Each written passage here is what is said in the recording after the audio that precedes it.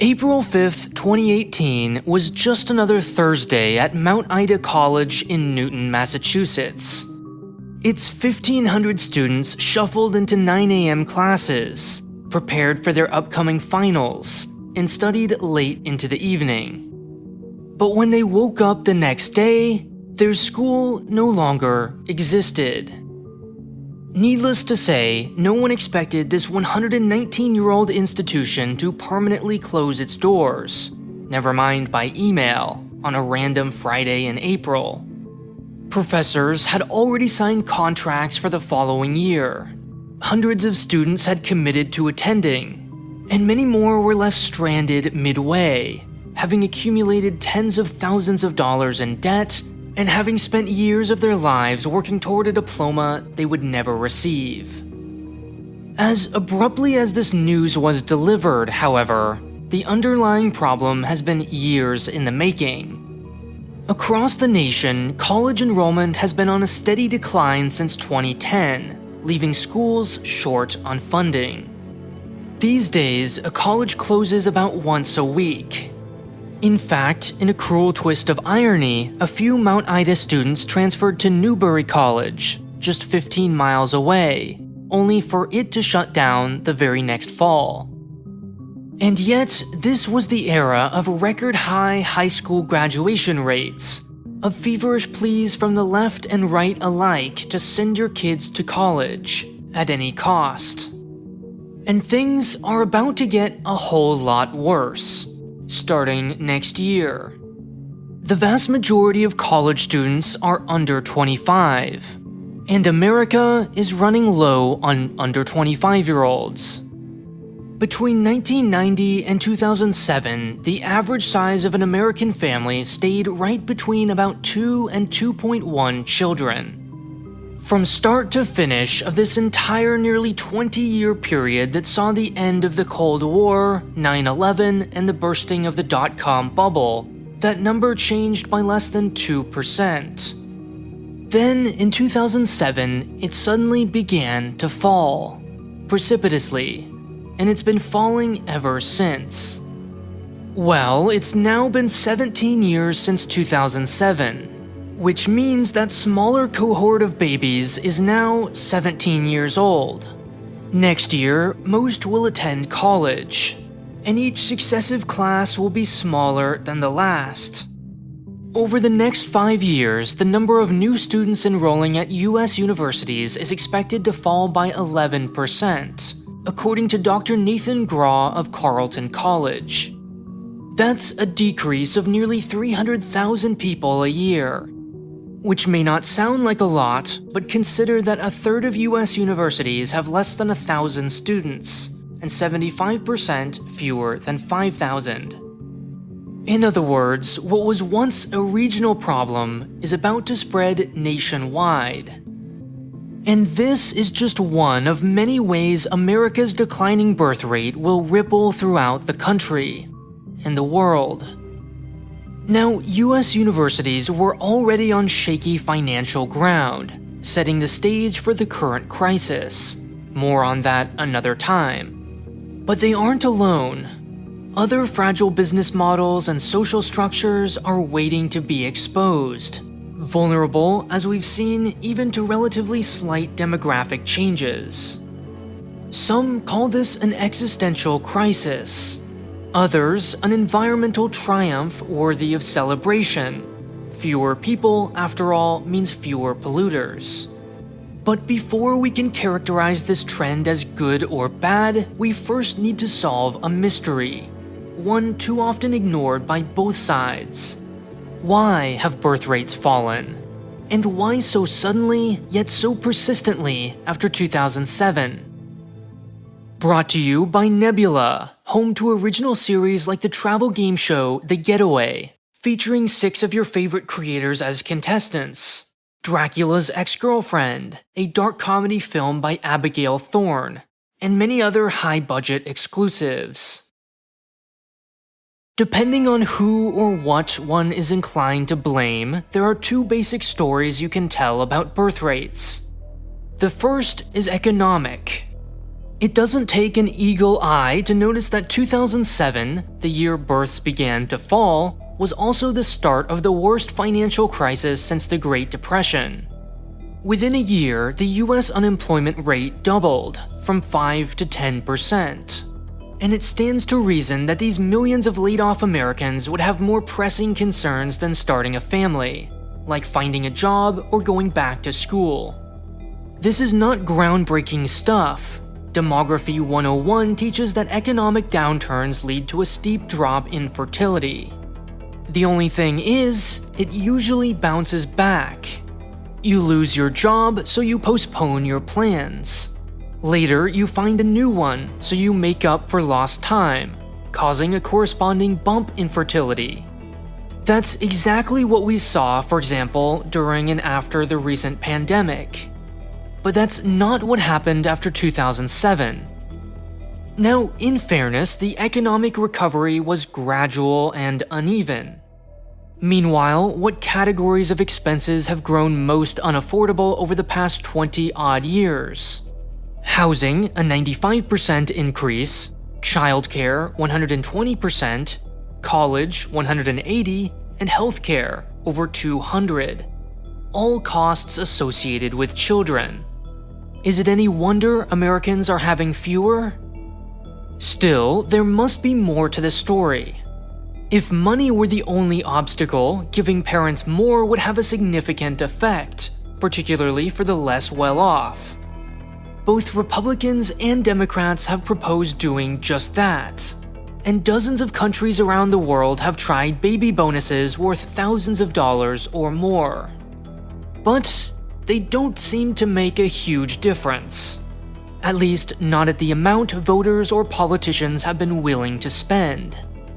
According to one estimate, it would cost the United States $250 billion each year just to increase the average family size by 0.2 children. All this leads credence to the second story you can tell about declining birth rates: culture. It should go without saying that the world has changed quite a bit over the last 100 years. And it's not hard to imagine how some of these changes might affect the size and shape of families. Take gender roles, for instance. Not so long ago, women were almost universally expected to stay home and care for children. Today, they're freer than ever to leave if they want to and pursue careers. In fact, the pendulum has swung so far in the opposite direction that being a stay-at-home mom is often stigmatized. Child rearing has also become far more time and resource intensive. In an earlier era, parenting was a passive state. To be a good one meant merely setting the stage for the child's natural, independent growth. Kids played pickup games, walked to school alone, and biked aimlessly around the neighborhood with their friends. Today, the dominant socially validated style of parenting has transformed into an incredibly active, hectic, stressful, and never-ending verb. Now, parents sign their kids up for sports. Parents organize playdates. And because many families live in isolated, car-dependent suburbs, parents pick their kids up and drop them off, shuffling them between swim and baseball and chess and piano, every day, every season, every year. Not only is this remarkably time-consuming, not to mention ungodly expensive, but it's fraught with judgment.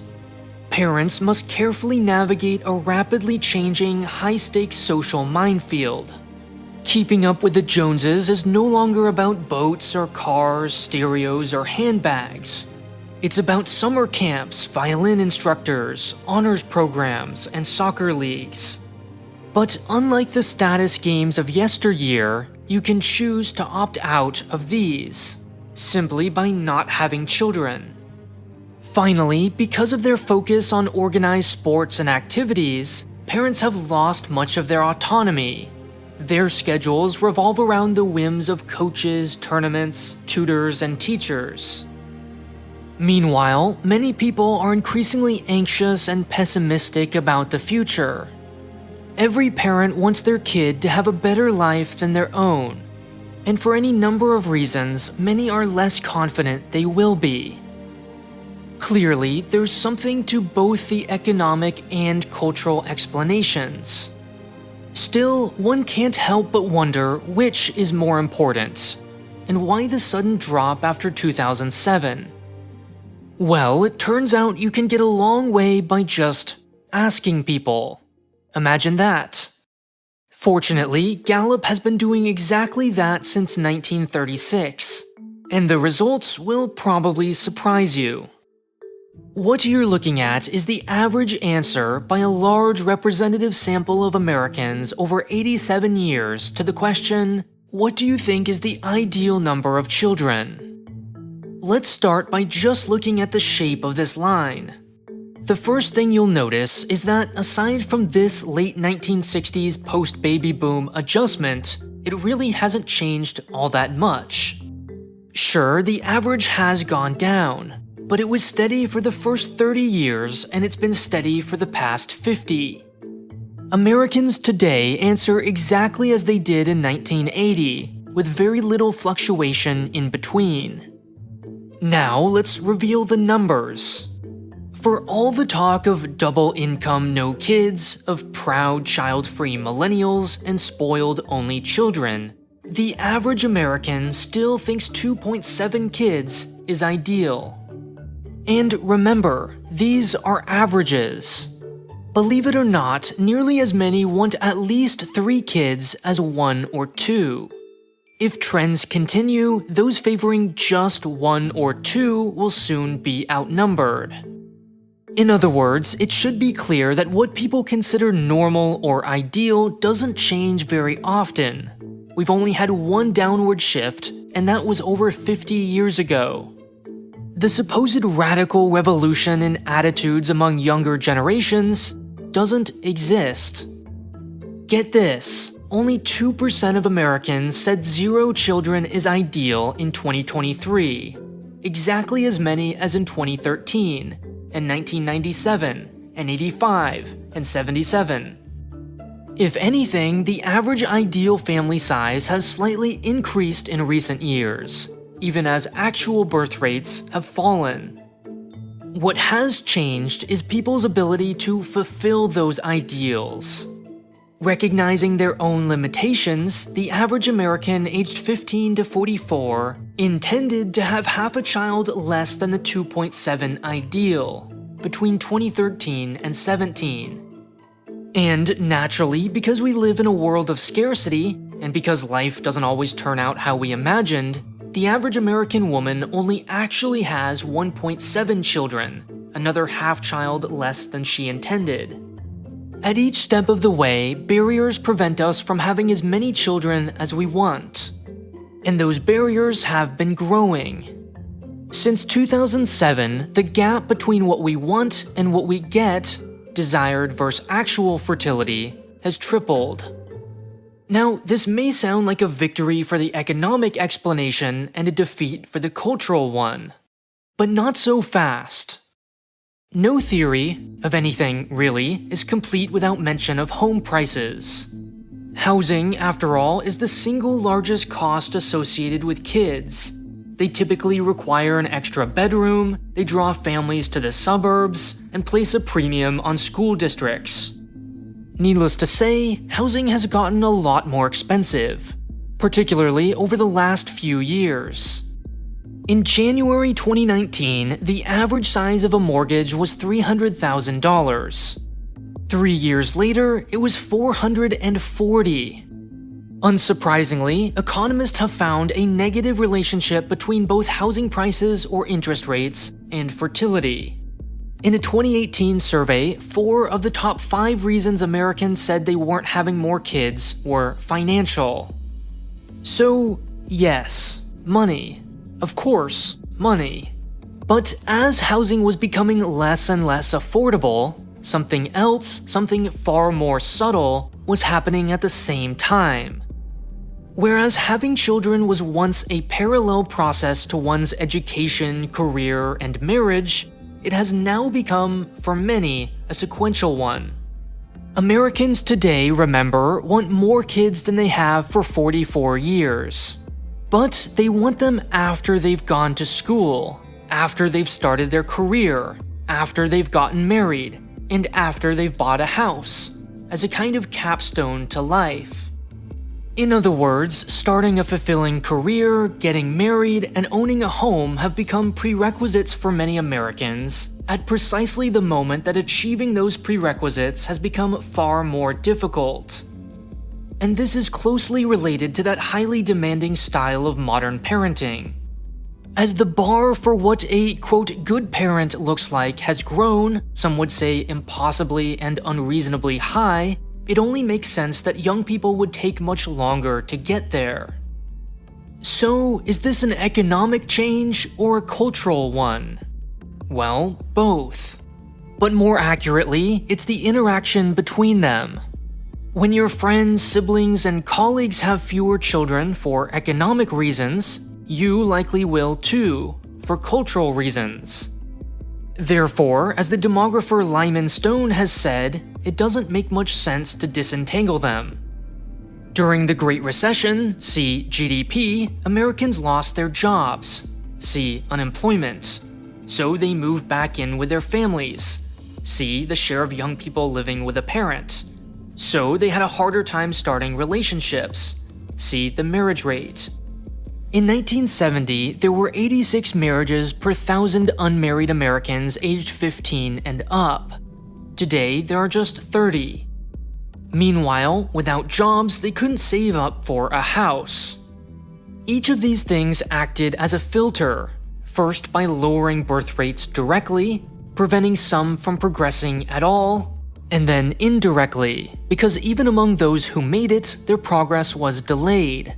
Eventually so late that they pushed up against the biological fertility window.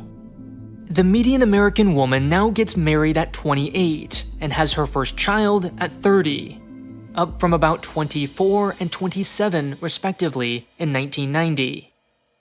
Now, obviously, not everyone gets married or buys a home before having kids. Many don't, and this isn't about what all Americans do or should do. It's simply an observation that as an increasing share of the population has internalized this pattern, and as progressing through it has become harder, it's no wonder they're having fewer children. Some may argue that this too is ultimately just a shift in culture, that more Americans are choosing not to get married, or waiting longer to do so. Certainly, that's part of the answer. Marriage rates are down even for the top 20% of earners, suggesting that it's not all about money. Still, marriage is down far more for both the middle class and poorest Americans, suggesting that yes, much of it is about money. None of this should be surprising. For decades, we were taught exactly this: to hold off on having a child until we graduated high school, got a job, and got married, in that order. This directive even has a name: the success sequence. So, what did Americans do? They waited to have kids. The elephant in the room is that about 40% of the decline in birth rates over the past 3 decades has been driven by just one thing: fewer teenage pregnancies, about half of which were under 18. As we've seen, some of the other reasons have been strictly negative: unaffordability, hopelessness, and the pressures of modern parenting. But many have been positive: expanding freedoms and opportunities for women, for example. As their wages and treatment in the workplace have improved, the opportunity cost of having children has grown. As trade-offs change, so, naturally, will decisions. And let's not forget that a small, though very real subset of the population truly doesn't want kids, and is now freer than ever to do as they please. These are good things. The challenge today is to recognize the obstacles we face without throwing the baby, if you will, out with the bathwater. To address the issue without undoing the progress that's already been made. Declining birth rates will reshape the country, often in unexpected ways, as we're already seeing with college closures. At the same time, America is uniquely well equipped as a country to sail through these turbulent waters. First, recall that the US fertility rate sits at 1.7 children. That's less than the 2.1 needed to maintain a stable-sized population, all else being equal. But it's far higher than Russia's 1.4, Finland's 1.3, Spain's 1.2, or Hong Kong's 0.7. Second, all else is not equal. The United States has one major advantage that none of the others do. It has a long, storied history of taking in immigrants. It has a large population that makes assimilation easier, and English is the dominant language. Now, make no mistake, immigration is no silver bullet. It's no substitute for making housing or healthcare more affordable, for instance, and to claim otherwise only demonizes immigrants who are themselves victims of those very same issues. Still, if nothing else, it does buy us time and offers a buffer. People from all around the globe want to come here, and that's a luxury we shouldn't take for granted. Third, Americans still yearn for larger families. And that too is more than can be said of many places. So often in these debates, the US is thrown in with every other country, or at least every other rich one, and it makes sense. By taking a step back, we can see that the global fertility rate has been cut in half over the past 6 decades, from 4.7 children in 1960 to 2.3 today. As countries as far removed as France, Japan, Kenya, and the Bahamas have become wealthier, their families have almost invariably grown smaller. Clearly, there's something bigger going on here. Even before that earlier era we mentioned previously, when children were largely left alone to develop independently, they were seen as investments. They worked on the farm, helped out with household chores, and began apprenticeships as young as 6 or 7. Thus, children have transitioned first from assets, productive generators of wealth, then to something more neutral, liabilities to be sure, but relatively self-sufficient ones, and third to high-maintenance, high-cost projects to be carefully managed. In the process, the role children play has evolved from a means to an end in itself. At the same time, healthcare has improved. As more people survived into adulthood, families adjusted accordingly. Finally, everyone migrated to cities, where space is harder to come by. All these forces pushed fertility down across cultures and continents. Thankfully, these are one-way roads. Few places manage to go backward in time, migrating away from cities, abolishing child labor laws, or losing medical progress. Therefore, few countries have managed to undo these long structural downward trends in fertility.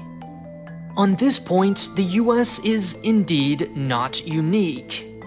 Changing what Americans consider normal or ideal would be as painfully difficult here as anywhere else. In any case, it's unclear whether the state's proper role is to interfere with its citizens' private lives in this way, deliberately shaping their preferences. But that's not the issue. The average American still wants 2.7 children. Minds need not be changed. Unfortunately, this means we can't just apply a band-aid. Handing out baby bonuses is not nearly enough. Though we may still want to do that for other reasons. Recall that the COVID-era stimulus checks made the childhood poverty rate fall to a record low. We can't, in other words, simply convince people to have kids with a few thousand extra dollars. Fortunately, however, we don't need to. Unlike much of the world, our problem, particularly since 2007, is one of ability. We should be less concerned about 2.7, the ideal, whose origins are structural and difficult to influence, or 1.7, the actual fertility rate, which is merely a symptom of underlying barriers. And we should be more concerned about the large and growing gap between them, the millions of children that Americans want but are unable, for whatever reason, to have. If Americans had exactly as many kids as they already want, the country's population would grow by an entire UK, France, Germany, or 2.5 Californias in a single generation. What we have is not a birth rate crisis per se, but a housing, healthcare, education, and childcare crisis. Which means we can kill two birds with one stone. We can make housing more affordable both for its own sake and to enable aspiring parents to fulfill their goals. But to do so, to take advantage of America's aforementioned strengths, we first have to acknowledge those birds.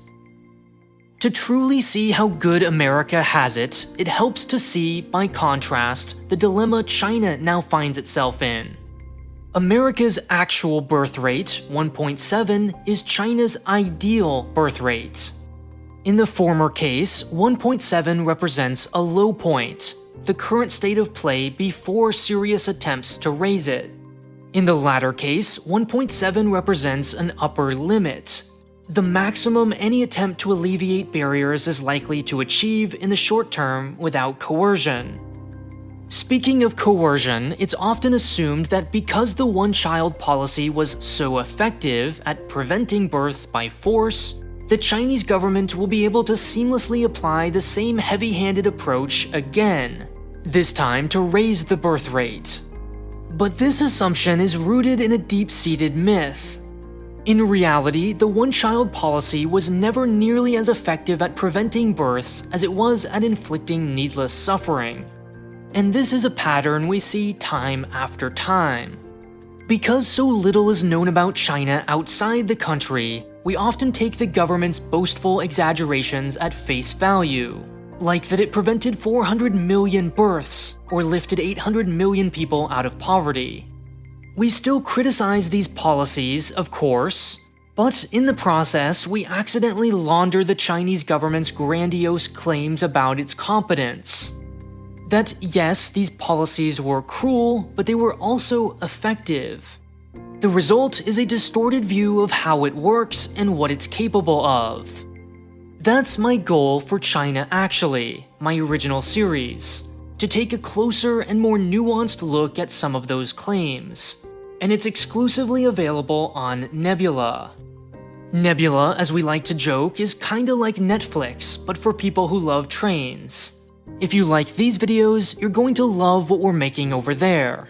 Just this summer, we released big ambitious new series like the travel game show The Getaway, featuring 6 creators you may already know as contestants.